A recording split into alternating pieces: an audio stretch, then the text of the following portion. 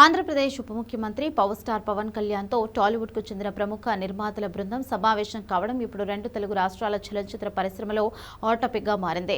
రాజమండ్రిలో జరిగిన ఈ అధికారిక ఉన్నత స్థాయి సమావేశంలో ఆంధ్రప్రదేశ్, తెలంగాణ రాష్ట్రాల్లో చిత్ర పరిశ్రమ అభివృద్ధి ఎదుర్కొంటున్న సవాళ్లు, భవిష్యత్తు ప్రణాళికలపై ఈ భేటీలో ఇరు వర్గాలు సుదీర్ఘంగా డిస్కషన్స్ జరిగాయి. టాలీవుడ్ బాక్సాఫీస్ వద్ద అత్యంత కీలకమైన పాత్ర పోషిస్తున్న నిర్మాతలంతా కలిసి ఒకేసారి డిప్యూటీ సీఎం పవన్ కళ్యాణ్ను కలవడం ఇండస్ట్రీ వర్గాల్లో ప్రాధాన్యతను సంతరించుకుంది. ఈ భేటీ కేవలం మర్యాద పూర్వకమైనది మాత్రమే కాకుండా పరిశ్రమ ప్రయోజనాలే పరమావధిగా సాగింది.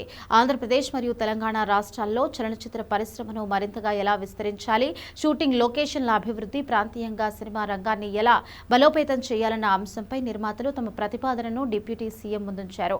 ప్రస్తుతం సినిమా రంగం ఎదుర్కొంటున్న థియేటర్ల సమస్యలు, టికెట్ ధరల వ్యత్యాసాలు, ఓటీటీల ప్రభావం మరియు భారీ బడ్జెట్ సినిమాల మార్కెట్ పరిణామాలు వంటి పలు కీలకమైన విషయాలపై ఈ సమావేశంలో సుదీర్ఘ చర్చలు జరిగాయి. సినిమా ఇండస్ట్రీ ఎదుర్కొంటున్న పలు సమస్యల పట్ల పవన్ కళ్యాణ్ సానుకూలంగా స్పందించినట్లుగా తెలుస్తోంది.